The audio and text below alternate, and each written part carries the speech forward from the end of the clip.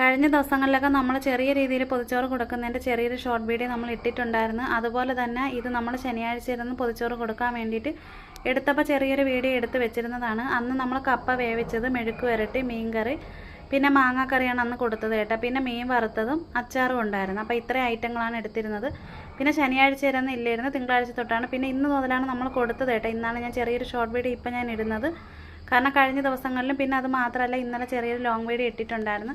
പിന്നെ ഓൺഷീറ്റ് മാറ്റിയിട്ട് വാഴയിലയിൽ കൊടുത്തുകൂടെ എന്നൊക്കെ ചോദിച്ചിട്ടുണ്ടായിരുന്നു. വാഴയില കിട്ടാൻ ഇല്ലാഞ്ഞിട്ടാണ് കേട്ടോ, അല്ലാതെ മനഃപൂർവ്വം നമ്മൾ അങ്ങനെ ചെയ്യുന്നതല്ല. പിന്നെ ചോറ് വെച്ചപ്പോഴത്തേക്ക് ഇത്തിരി അധികമല്ല ഇങ്ങനെ വെച്ച് കൊടുക്കുന്നതൊക്കെ ചോദിച്ചിട്ടുണ്ടായിരുന്നു. അങ്ങനെ അധികമായിട്ട് എനിക്ക് തോന്നിയിട്ടില്ല.